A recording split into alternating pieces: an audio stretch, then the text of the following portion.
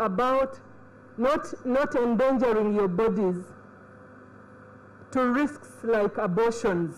The initiative aims at creating leakages between students, policymakers and civil society organizations, leverage technology to influence policies of reproductive health. Uganda, where every girl in every corner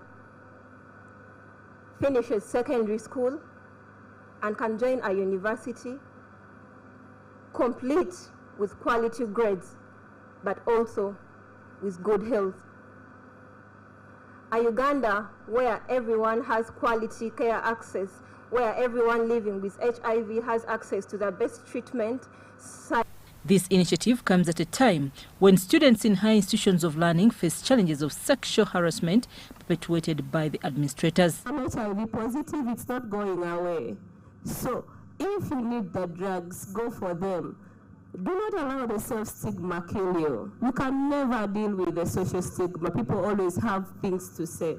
But how do you deal with yourself as an individual? It's upon the students' leaders to come together in common effort to uphold the Shia policies. Teach the students, engage them, do parental involvement. Civil society recommends that sensitization on sexual and reproductive health in universities need to be done in the first orientation week. Work with peer structures like peer educators and young positives. I'm Nafka Farida and Daniel Lugemwa in Kampala.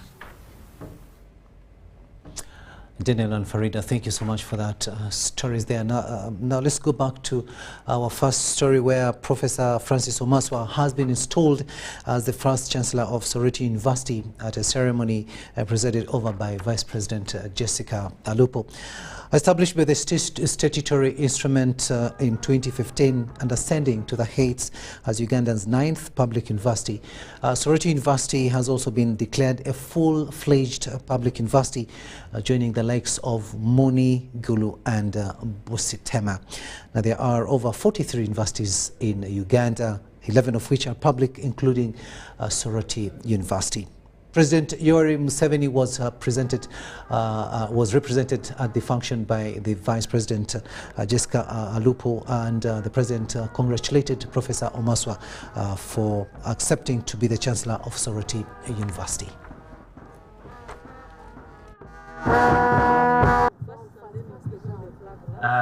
Right now they are dressing up the Chancellor in the official ceremonial gown, and we all need to put our hands together and clap, and we stand up in recognition and appreciation of all that they are going to give him the instruments of power. So they're going to present him with a flag of Soroti University. Let's clap our hands. After that, there is a mace. They're going to present it to him. Those are instruments of power and authority for him to preside over affairs of Soroti University. We are now seating him in his official chair.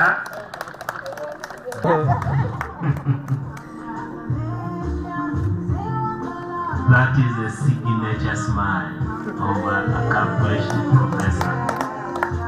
I have known Professor Francis Omaswa for quite a long time, and we have done many things together for the benefit of this country.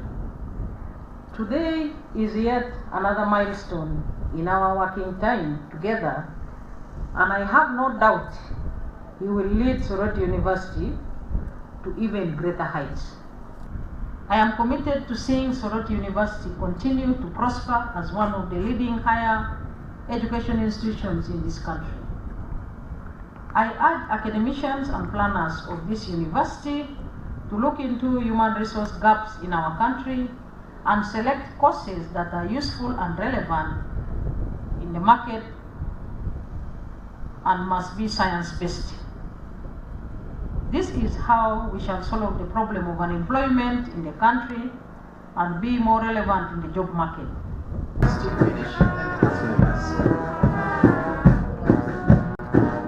thank you very much.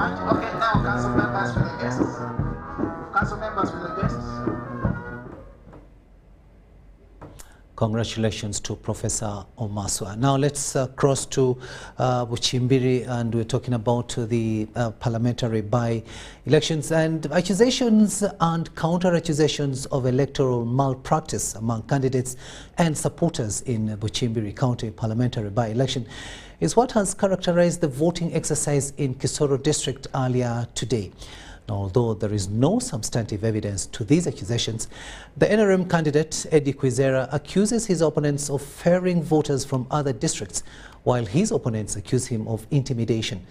But according to the electoral officials, the voting exercise was peaceful and there was fairly good voter turnout. Philip Aguta reports from Kisoro.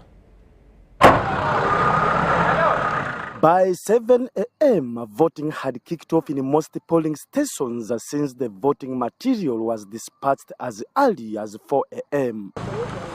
Unlike other by-elections, Bukimbiri, that has 72 polling stations, saw a high voter turnout. The turnout is okay, everything is going on, people are coming, they are voting and going, there's no problem. This morning, very early by 7, people had started voting on different polling stations. They were calm. You could see people trickling in from different parts of the hills, coming down and going up to vote, and exercise is generally going on well. I can see the turn-up is much, meaning that people are expecting to really cast their vote, and at the end of the day we shall see the winner. NRM's Eddie Kwizera voted at Iremera Health Unit polling station in Nyanamo Town Council, where he accused his closest opponent of ferrying voters from neighboring districts. After completing the campaign program, we embarked on planning yesterday, and so far, in only this sub-county where there was supposed to be some intruders from Kabali and Rwanda who are coming here, but generally everywhere is okay, everything is going on well. While an NRM-leaning independent candidate, Asigario Turiagenda, voted at Ndungamo Primary School polling station and also accused the Kwizera's team of intimidation and voter bribery. Everything has gone very well, but I have got some information from different polling stations, like at Gasovo polling station in Nyarutembe. There has been some vehicles which have got LDCs there, and the number plates are covered in oil. You cannot know which vehicle is which one, and the information I have, they are trying to see how they can rig the election. While the FDC candidate James Owebe voted at Nyamirama polling station, he pledged to run back to court if the process is not free and fair. There's a lot of commerce. There's a lot of commerce in this election. They're giving out a lot of money. The voting ended at 4 p.m. and vote counting started thereafter, where the race is tight between the incumbent MP Eddie Kwizera and an independent candidate Asigario Turiagenda. Results will be declared by the Electoral Commission either in the evening or early in the morning on Friday. Philip Aguta, UBC News in Kisoro. Thanks, Philip, and of course we will be expecting you to give us the final vote counting tomorrow, and we do hope that it will go on well and there will not be any confusion. But still talking about parliamentary by-elections, let's go to Gogonyo now, and that is in Palisa. And finally, voters in Gogonyo County, that is in Palisa district, today, Thursday, the 11th of August 2022, cast their vote for the area direct member of Parliament in what has been termed as a dull by-election. Our reporter Onyango, of course, has been in that area, and the voting is done, and we do understand that the NRM's Orone is the man who has taken the day in the Gogonyo by-election, and that is what we got from there. Earlier on, we had told you that the voting, the tallying was underway, and the final outcome was expected to come before midnight, and indeed it has come out before midnight, and we understand that the NRM candidate Orone has taken the day.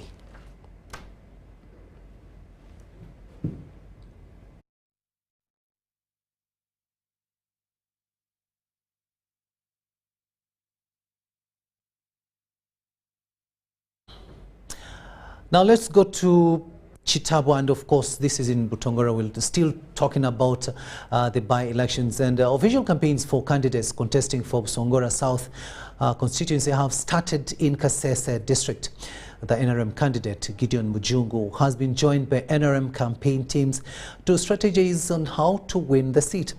Honorable Godfrey Kabianga, the State Minister for ICT, is drumming up support for Gideon to reclaim his victory, and his first areas to hold meetings were at Kahocha and Mohocha sub-counties. Our reporter Ivan Kahwa is in the area and sent us this report.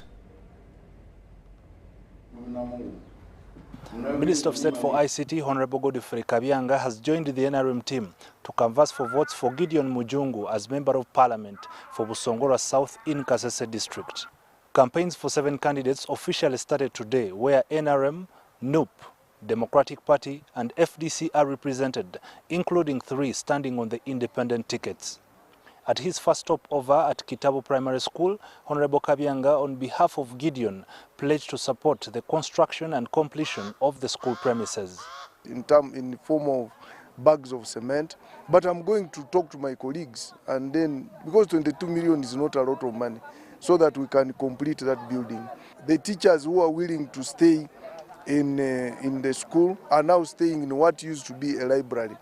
So I will talk to the district to see how, out of the money which is allocated for buildings, how they can put up staff quarters for these teachers. The support towards the construction of this school will ensure that students do not drop out at an early age. The more especially the girl child, because here we still have girls being married off, even at the age of as low as 15, 14. So I am trying to mobilize parents to stop that practice. On the other hand, telecom companies have set up masts to address the shortfall of network. This also comes handy with pumping of water from the hills to ensure that locals have access to water. It's one of the water scarce areas, but there is already a gravity flow scheme which is coming from Charumba that will serve Chitabo, Kahocha, Lake Katwe and Mohocha and part of Mohocha sub-county. So they should just be patient a bit. Very soon they will have clean water. On the issue of electricity, there are poles, but they are not yet wired. Even the places which are wired, the lines are not yet energized. But that was because of the COVID-19 lockdown. The contractor was on site. Honorable Kabianga was meeting locals to prepare them for the by-election, which will take place on the 18th of August.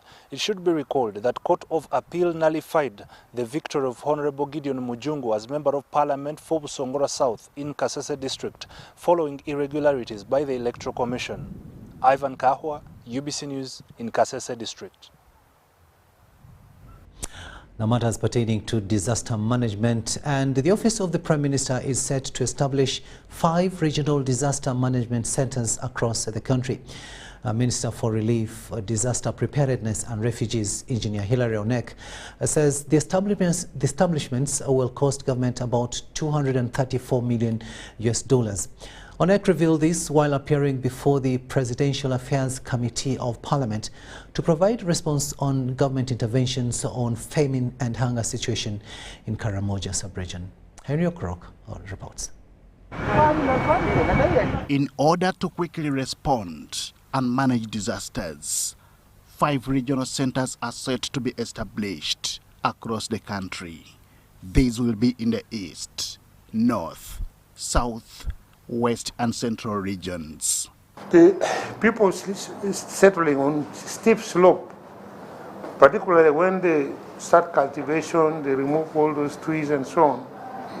Now, there is no protection for that soil, and you get landslides, because when they remove the trees, they plant bananas. Bananas have shallow roots, they cannot protect the soil. This revelation was made as Minister for Relief, Disaster Preparedness and Refugees, Engineer Hilary Onek, appeared before the Presidential Affairs Committee of Parliament.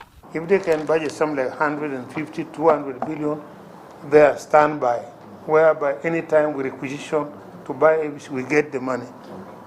just like some ministries have billions and trillions and so on. But ours, we need on about that, maybe 200 billion standby there for disaster. This commitment comes barely weeks since the country suffered disasters in the eastern sub-regions of Elgon and Sebei, including the notorious floods in Mbale. Families were displaced, lives were lost, and quite many were hospitalized. This came at a time the disaster ministry was responding to the famine crisis in Karamoja sub-region. The acting commissioner for disaster preparedness and management, Catherine Ahimbisibwe, decries inadequate funding towards the response. Inadequate disaster preparedness management structures at district level to monitor relief food distribution effectively.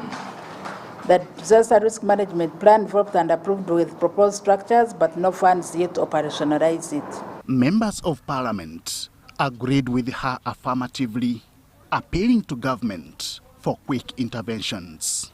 We have identified one of the major solutions to our problems is to have the national disaster law.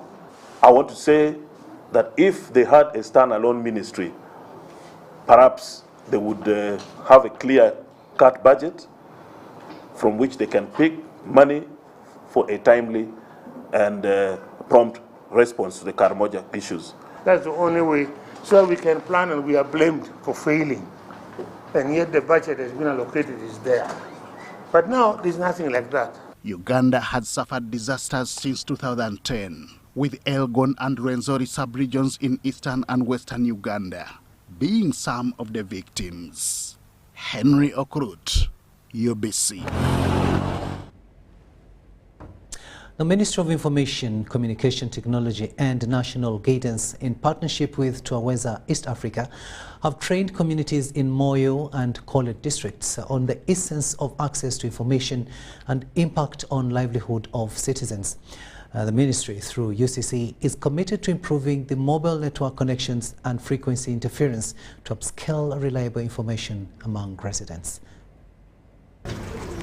Many citizens fail to get involved in numerous government programs meant to uplift their lives due to lack of enough information and sensitizations for these activities. This is why the 1995 Constitution of Uganda provided for the right to access information held by a government organization, although information that would affect the security or sovereignty of the state or interfere with the right to the privacy of any other person are exempted. One of the acts that is implementing communication and information dissemination in our country. In 2005, the Parliament adopted the Access to Information Act to implement citizens' right to access information held by a government organization. Further regulations were adopted in 2011 to clarify procedures and provide for access to information in electronic form. The Ministry of ICT and National Guidance, in partnership with Twaweza East Africa, also joined the mantle of training citizens' access to information for purposes of extending government initiatives to Ugandans. The two parties started the exercise in the Western Nile district of Moyo and Ikole. Some of the beneficiaries of the training say it has opened the alertness of curbing and eliminating levels of crime rate, as they can now expose the offenders. The development cases is there. You cannot even know how to go where. But today, at least, they give us information so that we can go to the police to report even these cases. We are denied our rights in accessing information. Reason being, women were of no value. Today, the government has tried in all aspects to involve women in programs. I think it is very important if it is even shifted to institutions. It creates awareness. Information, as I told you, information is power. Public officers also assume that through information dissemination, the local community will benefit from different government programs. Access to information is very key in service delivery, but also how that information is disseminated without being distracted.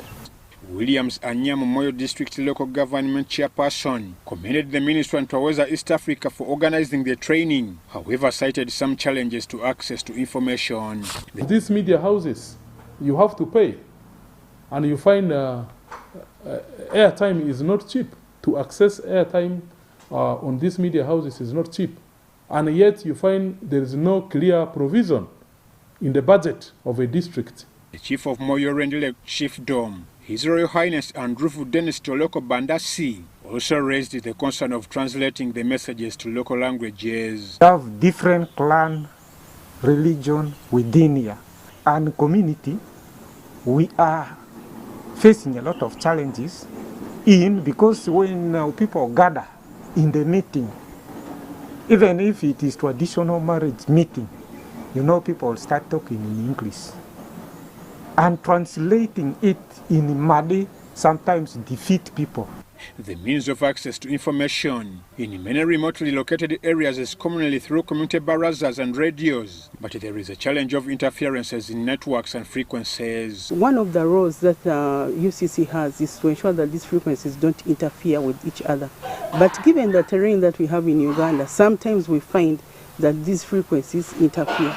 But as UCC, they make sure that they always monitor these different frequencies. Where there are interferences, when they get reports about them, they make sure that they rectify those interferences. Matthias Mosije asserts that the training will help citizens participate in different government programs. Have information, you'll take better decisions on which venture to participate in. For example, if we are talking of youth livelihood program, or parish development model. If the information is given, enough information and accurate information is given, it will help you to choose which enterprise you will undertake. Amai Vanjuko, reporting for UBC News. Request. Now, persons living with disability have been asked to apply for the Young African Leaders Initiative program to boost their personal development and transform their livelihood. Now, this has been disclosed by Amy Peterson from the American Embassy's Public Affairs section at the American Center during the training of university student leaders on advocacy of inclusion with persons living with disability by Tunaweza Foundation Uganda. Sudat Kaye reports. Students living with disabilities have been asked to apply for the Young African Leaders Initiative program by the American Embassy to continue advocating for the rights of the underprivileged. Leaders from Makerere, Chambogo universities were trained with the purpose of identifying their capacity in regard to inclusive advocacy championship. Opportunities are there for us. It's all about us, the person living with disability, to grab those kind of opportunities to say, this is where we are. And we are happy to report that the embassy is open to basically giving us this kind of opportunities for person living with disability. And one of the reasons, why we ensure we have this program today at the American Center is to ensure the person living with disability, the student living with disability, get to know these resources which we are having here. Because most of them even didn't know where the place was, but now we are happy to report that now they are here and they are enjoying the center. The trainees were informed about the benefits of applying for the Young African Leaders Initiative because it is open to people with all backgrounds, with diversity and inclusion as a key value for representation. So for exchanges such as the Young African Leaders Initiative or Mandela Washington Fellows, we of course encourage people with disabilities to apply. If you have your leadership experience, commitment to your future professional growth, and can show your motivation to continue your personal development, it does not matter what your physical abilities are. You can apply to our programs. The training focused university champions to equip them with knowledge with a common voice and were asked to focus on pushing for their goals. And so the focus today was really for university champions. And so people that are attending at the university level with disabilities, really just learning to continue to advocate for themselves, really to have conversations about what it means to be self-determined, looking at their strengths, their interests, what they need, and really giving them permission to take up space and saying, what is it that I need to be accessible in this environment? However, there was a challenge of students hiding their disabilities. They start by withdrawing because they have not interacted at this level. So the challenges we get is getting from them the experiences which they had earlier. So by trying to share the way we have come here, they start opening up. The training inspired the student leaders, with Tunaweza Foundation giving them an opportunity to share their stories. Sudat Kai, UBC News. Cambridge has released results of May-June 2022 advanced levels and advanced subsidiary examinations. At Vienna College, one of the few schools that partook of these examinations in Uganda, 92 students sat for the advanced level, while 88 did advanced subsidiaries, with 5 learners scoring 4 A's at advanced level. Now, parents whose children go to Vienna College contend that an overhaul of the old education system in Uganda would yield similar results countrywide. Dorcas Kimono reports. The narrative that equality is never cheap is what headlined Vienna College parents' comment section as they turned up to witness receipt of Cambridge examination results for May-June 2022. Like this term which they've started, we've paid around 12 million for the tuition, and then actually even more, because there is even the registration, the Cambridge registration, which is around £255. The bulk of students did well in sciences and social sciences, with a significant number of boys improving in performance.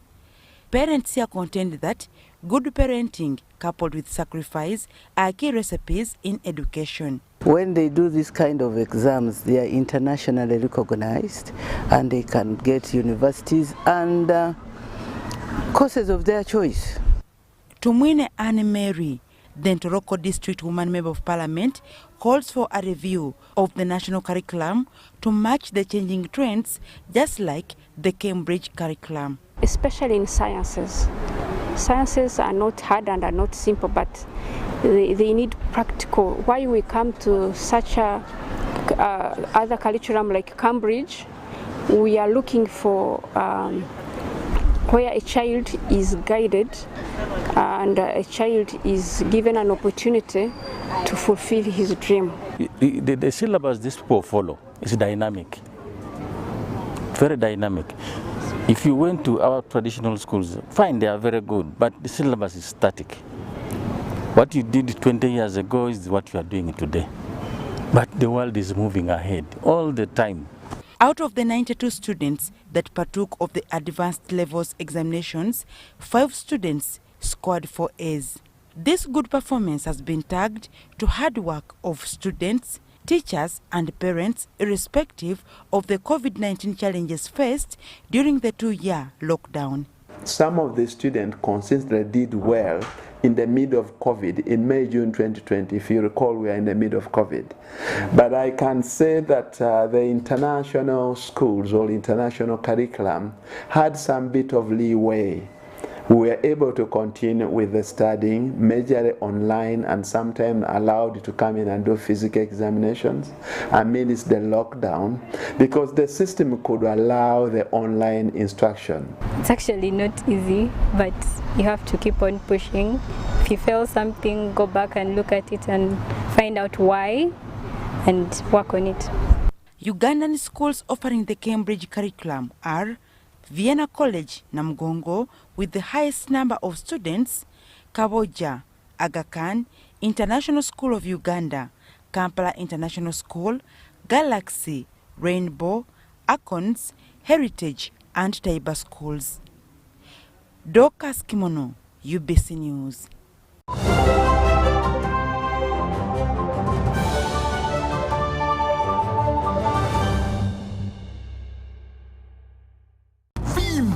Ni MTN Kabode Super as you pay mpola for this smartphone. make calls, update your WhatsApp status, watch YouTube, and Google anything under the sun with 2 GB worth of data every month for 7 months. Simply make a small deposit of 99k and pay the balance mpola. You can pay in daily, weekly, or even monthly installments while you enjoy your new phone. So what are you doing today? Visit any MTN shop near you and get the MTN cupboard. That's super easy.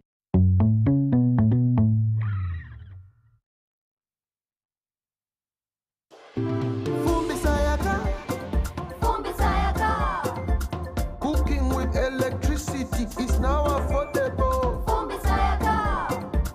Cook your beans.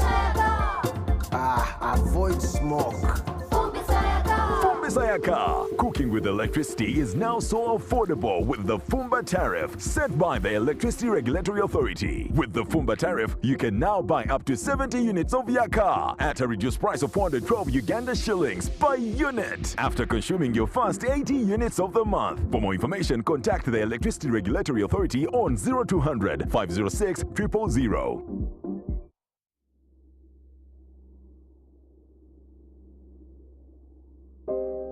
I remember the lockdown,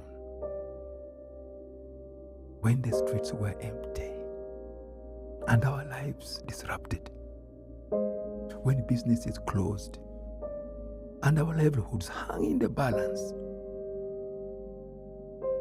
Hospitals were full. We lost loved ones, jobs, and hope. Our children couldn't study anymore. We cannot let this happen again. We should not go back. Get fully vaccinated against COVID-19 and join the millions of Ugandans who are already vaccinated.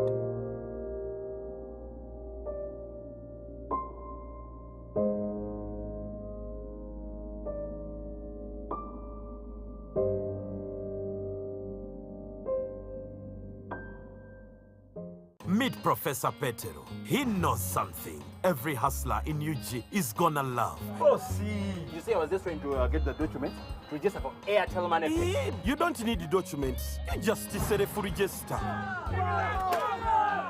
What's going on here? He sells things from the shop, and behind my back, he gets the money and gives it to his girlfriends. But just get Airtel Money Pay so that all money comes direct to your business wallet, and only you, the owner, have access to it. Just dial *185 *10 hash, and now you are on. No waiting. Huh? This insanity is sweet. Give them also. I only take Airtel Money Pay. It's easy and secure. Yes, become a safer and more efficient cash-free business today. Easy. Not mixing your business money with your Kameza money. No, that's efficient. Airtel Money. Instant, secure, borderless. Enjoy more GBs for the same price on Airtel. Shareable using 2 Gabonais. We have increased GBs across all your favorite packs. Now, 4 GB is at 10,000 shillings and 10.5 GB at 22,500 shillings, all valid for a week. For the heavy data users, enjoy 24 GB at 50,000 shillings and 50 GB at 100,000 shillings, all valid for a month. Dial *175 hash or use the My Airtel app to buy these and more affordable weekly and monthly data bundles on Airtel, the smartphone network.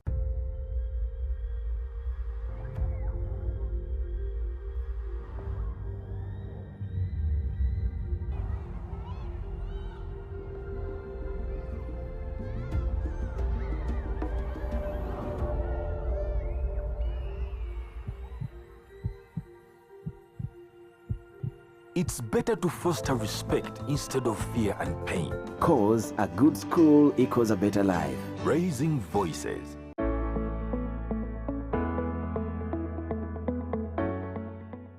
The Presidential Initiative for Skilling the Girl and Boy Child informs Kampala divisions of Rubaga, Nakawa, Makindye, Kawempe and Kampala Central that registration for young girls and boys of the 15 to 35 years age bracket begins on the 15th of August to the 16th of August 2022 and training starts on the 22nd of August 2022 at the following skilling centers: Wandegeya Market, Katanga, All Saints Church of Uganda Mutundwe, Our Lady of Fatima Nakulabye, Luzira Prisons at St. Stephen's Church of Uganda Luzira, Subway Crested Towers Roundabout, Wabigalo Parish Community Hall, St. Andrew's Catholic Church Chigowa and Tinda, and Makerechkoni Community Hall.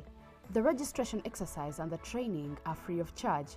Requirements include a photocopy of national ID or the guardian's or the parent's ID for minors bearing the LC1 stamp, signature and phone contact, and 4 recent passport photos.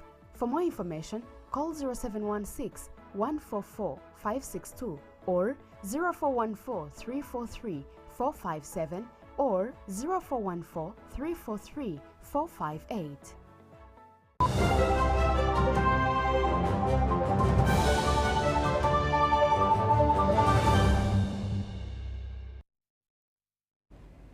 Welcome back from that short break, and this is News Tonight here on UBC TV.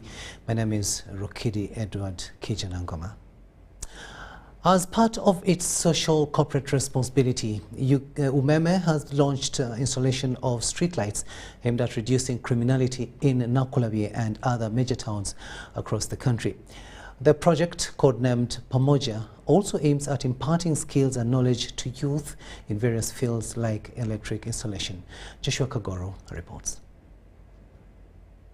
Following an increase in cases of insecurity that have triggered tension in Nankulabi, Umeme has launched the installation of street lights to illuminate dark spots, which are hotspots for criminals when night sets in.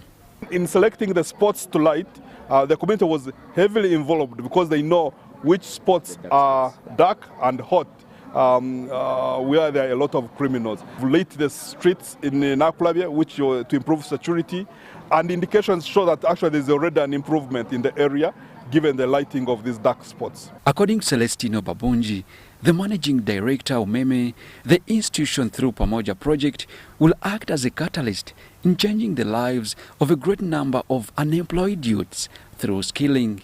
There are more than 10,000 jobs within the electricity industry, wiring houses, maintaining the network, connecting people to the network, building infrastructure. So what we are doing in here, we are training people on how best to do internal wiring, because that was another problem. If you don't wire your house right, risks of safety and so on and burning of your houses are high. But also we are skilling them so that if there are opportunities on our side, we can actually use them as our ambassadors to do what we do. So we believe focusing on energy will create lots of jobs. Leaders and residents of Nankulabi and Luwaga division have embraced the initiative by Umeme and are optimistic that a reduction in crime rates will become a reality. It's not easy. When there's light, someone will be attacked by thieves. Unless when it's so dark, then it becomes easier for someone to attack. But as we promote security in the area, we shall encourage and see that we work with Umeme to see that we lighten up all dark spots within our division. This launch of the lighting done by Umeme, I tell you, if you walk around these spots at night from 6 o'clock when the shadow of darkness falls over the area, they pop out and the whole place is just like day. You feel free. Well, it may not entirely address the issues of, these petty robberies and the like, but it checks them greatly. We have reduced so much the incidences of, beatings, grabbings by these hooligans who move around this area. So I must say, if anything, Umeme should just go on and on and on. We have had a change in life. People who have a few businesses to do in the evening can now stretch a little longer because they are sure of the customers. The installation of streetlights by Umeme in Nankulabi and other major towns of the country is one of the numerous initiatives to curb criminality in the darkest hours of the evenings. With a projection of 30% reduction in street crimes by next year, it remains to be seen whether this initiative will be effective or not. Joshua Kagoro, UBC News. Now, prosecution in the case where legislators Mohamed Sejirinya and Alan Sewanyana plus 5 others are accused of masterminding the Greater Masaka murders has disclosed defense statements of the 19 witnesses who will testify in this matter. Prosecution, however, informed court that there are pending witness statements which they are to present to court at a later date. Legislators Muhammad Segirinya, Alan Sewanyana and 5 other co-accused have appeared at the International War Crimes Division Court in Kororo for pre-trial of the matter. The pre-trial presided over by Judge Jane Aliviza, prosecution led by Lino Anguzo, disclosed to defense 19 witness statements, which they will rely on during the hearing of the matter. My Lord, we made additional disclosures of evidence to the defense on the 9th. We also filed our application for witness protection. It is before your Lordship, my Lord, and we are waiting for the court to give us a date. For us, we have already these disclosures, but we are waiting for the application, and then whatever will come out of the application and served on us will inform us about whether we need to have disclosures or not. Although the defense did not object to the disclosed witness statements, lawyers for the legislators expressed their intention of applying for their clients' bail. They have filed a witness protection application where they have 17 other witnesses, but those other witnesses need to be protected. My Lord, we did file a bail application for A5 and A6 following the directive of the Court of Appeal, wherein we had appealed last time and they referred us back to this honorable court. During the same hearing, Geoffrey Tuliam-Sima, lawyer for Judy Muwonge, asked court to acquit his client on grounds that there were no committal papers compelling him to appear before this court. I have requested court to consider him and especially to release him. Court has given the state some more time to go and get clear information of the same before it makes its decision.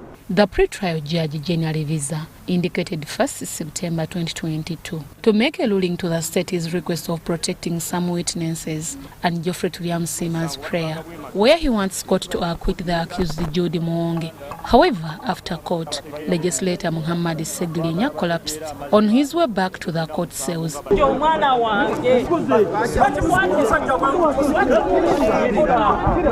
Prosecution alleges that legislators Muhammad Segirinya, Alan Sewanyana and 5 other accused who are facing charges of murder and attempted murder were responsible for the Vijambia killings that occurred in Greater Masaka. Deborah Namamonde, Susan Nabogudde, UBC News. Key infrastructure projects such as modern markets, resource centers, youth centers, recreational facilities and roads worth $30 million are being rolled out in 10 refugee hosting districts of West Nile and the far north. A state minister in charge of urban development, Ubctonight, says the projects are being funded by the World Bank under the Uganda Support to Municipal Infrastructure. Key infrastructure projects such as modern markets, resource centers, youth centers, recreational facilities and roads worth $30 million are being rolled out in 10 refugee hosting districts of West Nile and the far north. State Minister in charge of urban development, Ubctonight, says that the projects which are being funded by the World Bank under the Uganda Support to Municipal Infrastructure Development Additional Funding Program, USMID-AF, will improve on the quality of life and commerce for both refugees and the host communities. Let Moyo be a good town or good municipality with infrastructure here. Let these roads connect to Yume, to Kongo, to Terego. You can imagine the visibility of the market and the mobility to provide for market in this region. Minister Ubctonight was speaking during an inspection of ongoing urban infrastructure development projects in the district of Moyo, Adjumani, Lamo and Obong. They are meant to enhance the welfare of the community. For example, the market. This is appropriate. Selected by the local government of this area. Not by USMID in Kampala, not dictated by the ministry, no. Selected by the district here. And the aim is that it will provide a market. It will provide a marketing place for our people in this area.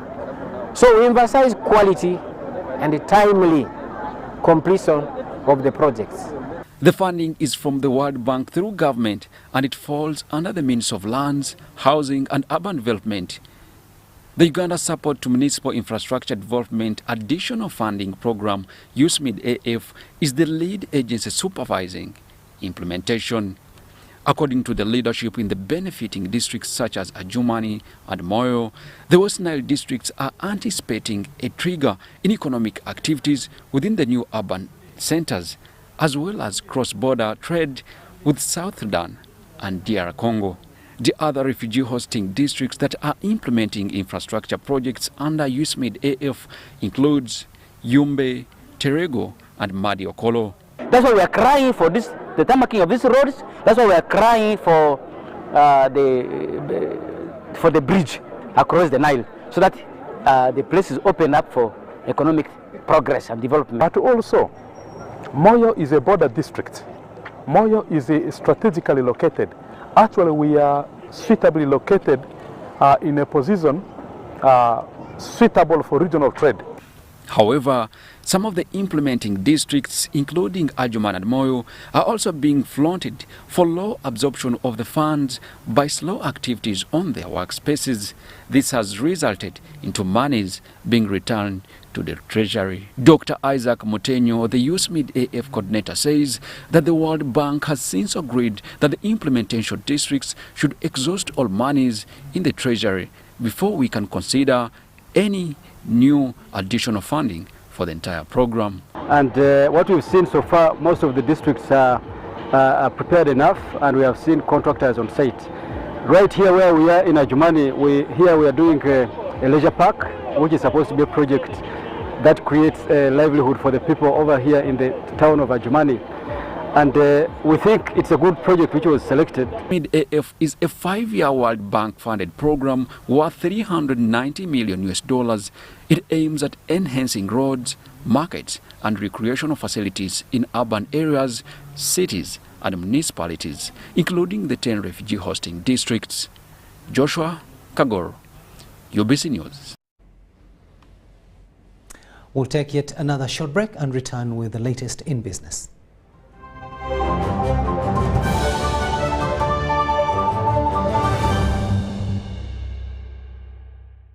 Vimba! Ni MTN Kabode Super as you pay mpola for this smartphone. Make calls, update your WhatsApp status, watch YouTube, and Google anything under the sun with 2 GB worth of data every month for 7 months. Simply make a small deposit of 99k and pay the balance mpola. You can pay in daily, weekly or even monthly installments while you enjoy your new phone.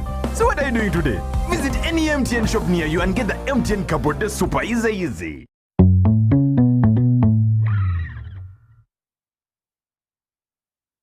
Forget last season. Forget the oohs and the ahs.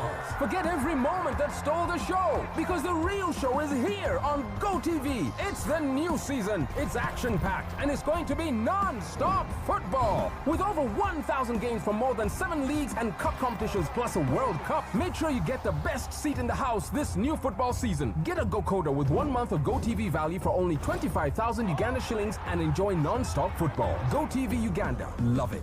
Do you need data collection services, data analysis and reporting, monitoring and evaluation systems? Then contact Mold Technologies, a professional research firm that has provided many organizations with timely research solutions for over 15 years. For more information, visit www.mt.co.ug or call us on 0704 913 399 or 0782 602.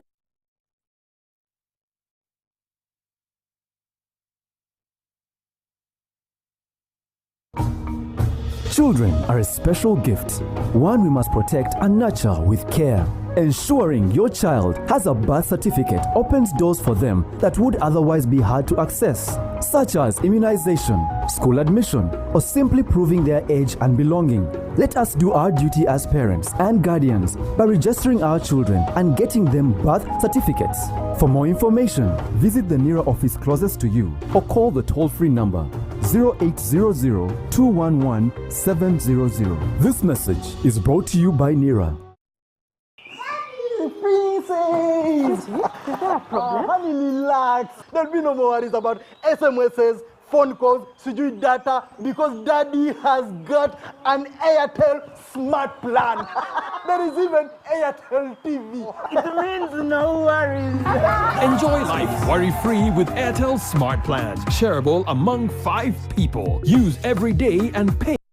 Uganda Land Owners Association welcomes you to the Land Use Exhibition, the first of its kind in Uganda. Do you want to learn how to use and earn from your land, or you need information on how to manage your land? Come and be part of this exhibition, which will start from the 31st of August to the 1st of September at Umasho Grounds, Nakawa Multipurpose Hall.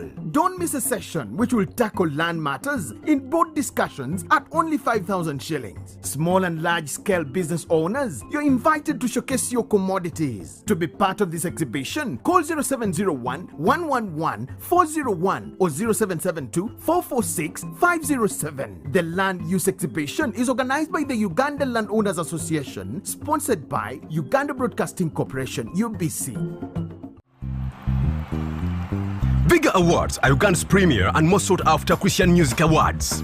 Vigor 22 is the 12th edition and will happen at Imperial Royal Hotel on Saturday 13th August beginning 3 p.m. Come and celebrate life as we worship God, thanking Him for saving us through COVID. We shall eat, drink, and enjoy music by various artists. Entry is 75k, 150k, and tables at 1.5 million shillings. Buy your ticket now on FlexPay. Dial *291# or get them from Imperial Royal Hotel and National Theatre. Proudly sponsored by Bantu Pro, UNCC, UPRS, FGAU, Massrobes, and UBC. God bless you.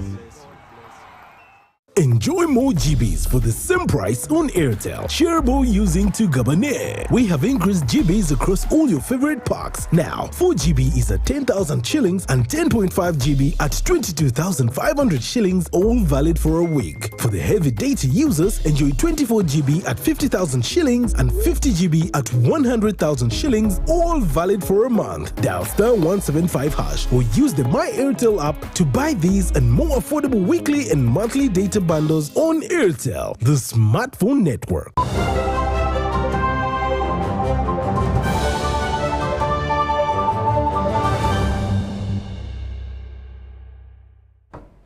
Welcome back from that break, and let's have a look now at the latest in business. Our State Minister for Lands, Housing and Urban Development, Francis Namuganza, has urged the Asian business community in Uganda to take advantage of the existing 3.5 housing deficit gap and invest in the housing sector. Ms. Namuganza said this during the Uganda BuildCon International Expo held in Nakawa.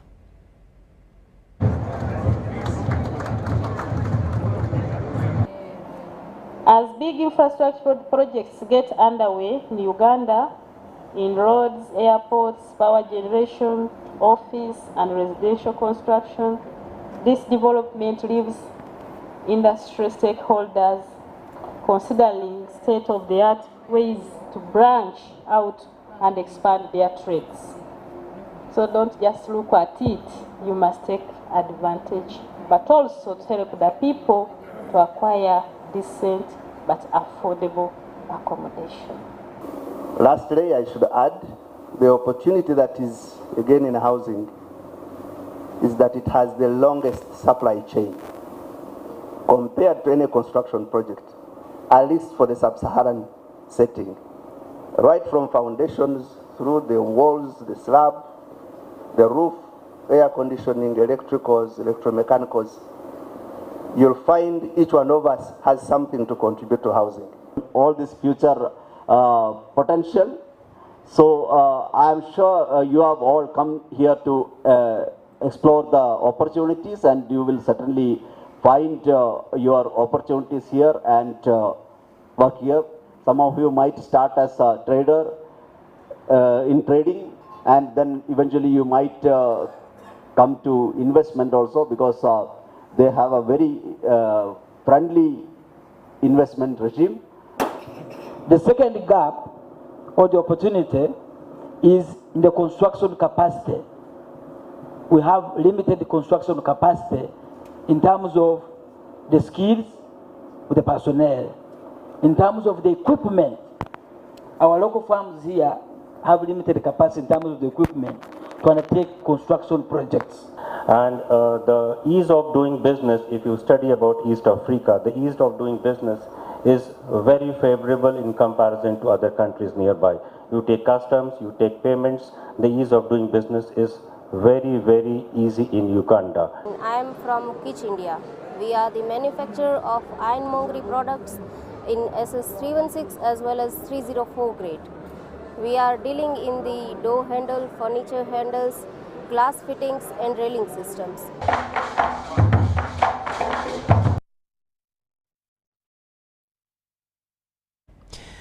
And as a way of forging ways to revive the tourism sector in the country after the effects of COVID-19, stakeholders are calling upon domestic tourists to visit Uganda's tourist attraction centers to boost the sector.